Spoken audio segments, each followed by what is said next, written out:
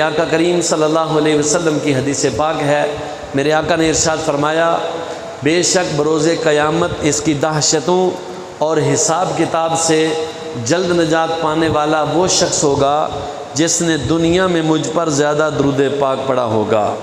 محبت سے مل کے درود پاک پڑھیے۔ الصلاۃ والسلام علیک یا رسول اللہ وعلی آلک و اصحابک یا حبیب اللہ۔ الصلاۃ والسلام علیک یا نبی اللہ وعلی آلک و اصحابک یا نور اللہ۔ پیارے اسلامی بھائیوں، ابو جہل بھی کافر اور امیہ بن خلف بھی کافر تھا، اور دونوں ہی انتہا کے ظالم و جابر۔ ان دونوں نے عظیم عاشق رسول کا ہاتھ پکڑا، مکہ مکرمہ کے صحرا میں لے گئے، عاشق رسول کو اسلام قبول کرنے کے مقدس جرم میں تپتی ریت پر لٹا دیا، سینے پر پتھر رکھ دیا اور بولے اکفر بمحمد محمد، یعنی محمد صلی اللہ علیہ وسلم کی رسالت کا انکار کر دو۔ یہ شہادت گہے الفت میں قدم رکھنا ہے۔ لوگ آسان سمجھتے ہیں مسلمان ہونا، ایک طرف کفر ہے، ظلم ہے، ستم ہے، اور دوسری طرف عشق رسول ہے۔ ابو جہل اور امیہ بن خلف اگرچہ یہ کافر اور ظالم تھے، تو سامنے بھی استقامت کا پہاڑ تھا۔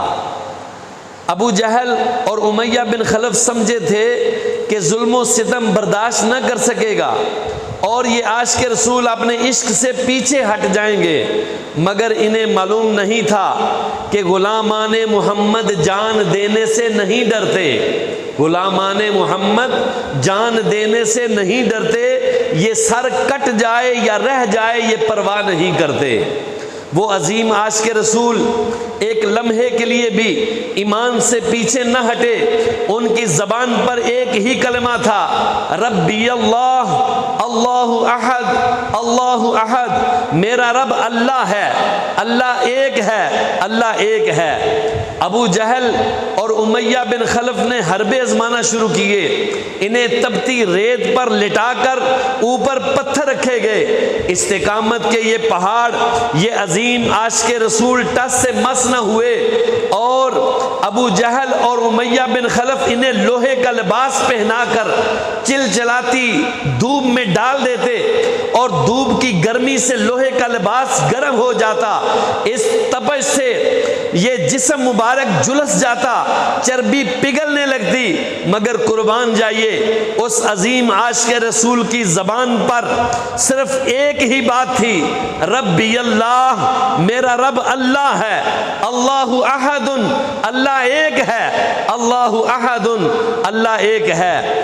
کافر ان کے گلے میں رسی ڈال کر اوباش لڑکوں کے ہاتھ میں دے دیتے، وہ اس عظیم عاشق رسول کو معاذ اللہ مکہ مکرمہ کے گلی کوچوں میں گھسیٹتے پھرتے، پھر بھی ان کی زبان پر ایک ہی جملہ رہتا تھا کہ اللہ احد، اللہ احد، یعنی اللہ ایک ہے، اللہ ایک ہے۔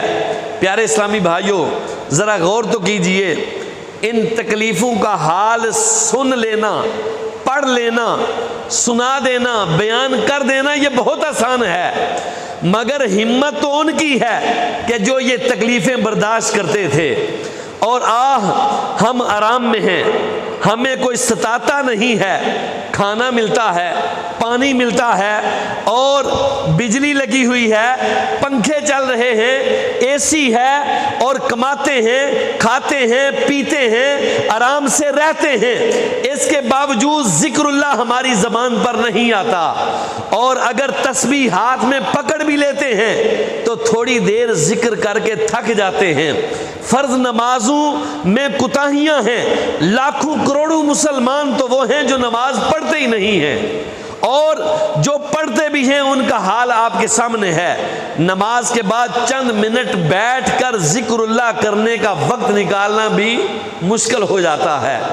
پیارے اسلامی بھائیوں، اللہ اللہ، یہ ذکر تو وہ تھا کہ جو یہ عظیم عاشق رسول مکہ مکرمہ کی گلیوں میں کر رہے تھے۔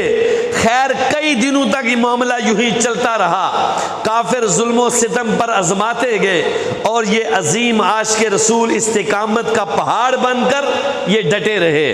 پیارے آقا مکی مدنی مصطفیٰ صلی اللہ علیہ وسلم جب آپ غار سے واپس تشریف لا چکے تھے، آپ نے بھی اپنے عاشق کو ان کی تکالیف سے گزرتے ہوئے دیکھا۔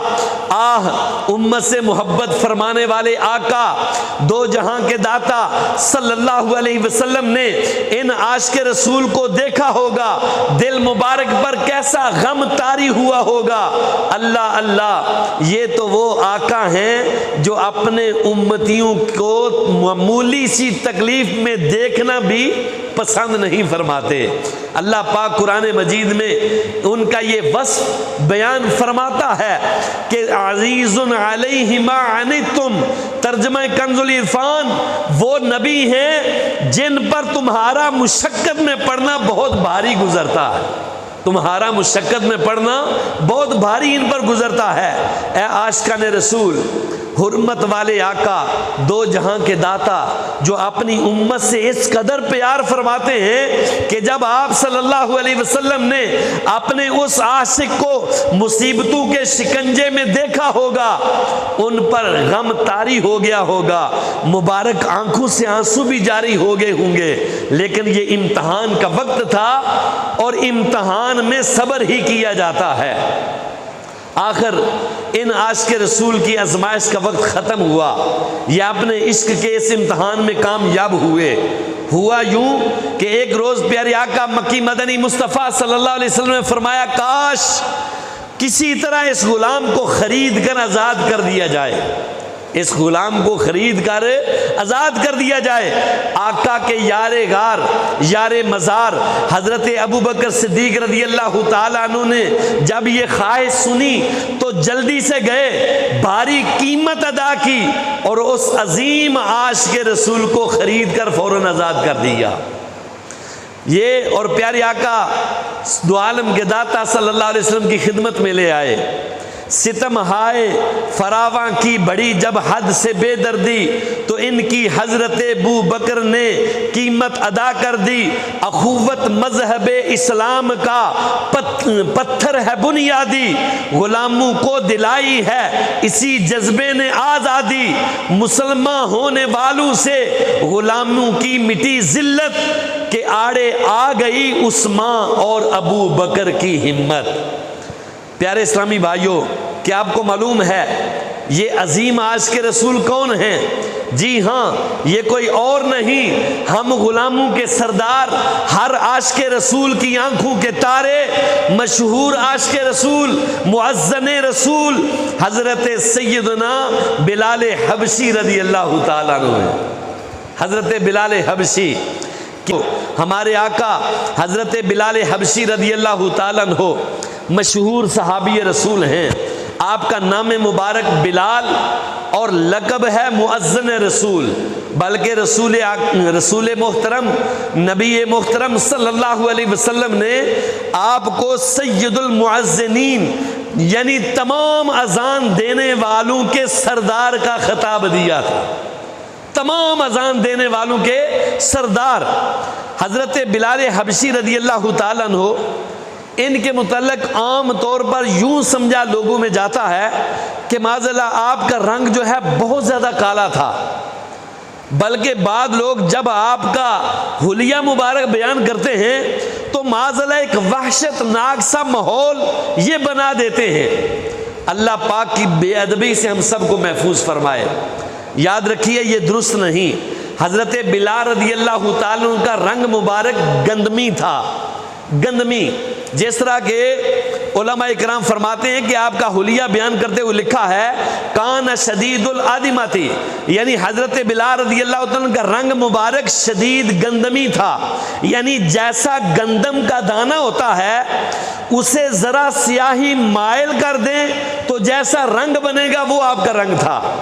حضرت بلال کا رنگ مبارک اس انداز کا تھا کہ پاک و ہندوستان میں عموماً لوگوں کے رنگ گندمی ہوتے ہیں، یعنی جس طرح کا ہمارا رنگ ہے اس طرح کا جو ہے وہ حضرت بلال رضی اللہ تعالیٰ عنہ کا یہ رنگ تھا۔ اسلام کا جمال ہے تیرے جمال سے، اسلام کا جمال ہے تیرے جمال سے، سیرت تیری ہے دین کی ایک ترجمہ بلال، سیرت ہے تیری ایک دین کی ترجمہ بلال۔ حضرت بلال حبشی رضی اللہ تعالیٰ عنہ یہ سابق الاسلام ہیں، یعنی آپ نے ابتدا ہی سے اسلام قبول کر لیا تھا۔ غلامی سے آزادی نصیب ہونے کے بعد سے لے کر پیارے آقا مدینے والے مصطفیٰ صلی اللہ علیہ وسلم کے وصال ظاہری تک حضرت بلال رضی اللہ تعالیٰ عنہ بارگاہ رسالت میں حاضر رہے۔ حضرت بلال رضی اللہ تعالیٰ عنہ مؤذن رسول بھی ہیں اور خازن مصطفیٰ بھی ہیں۔ رسول اکرم صلی اللہ علیہ وسلم کے مالی معاملات کی دیکھ بھال کی ذمہ داری یہ حضرت بلال کو آقا نے عطا کر رکھی تھی۔ اللہ پاک کے آخری نبی رسول ہاشمی صلی اللہ علیہ وسلم کے وصال ظاہری کے بعد حضرت بلال ملک شام تشریف لے گئے اور وہیں رہے۔ آپ رضی اللہ تعالیٰ عنہ سن 20 ہجری کو اس دنیا فانی سے رخصت ہوئے اور آپ کا مزار مبارک ملک شام میں ہے۔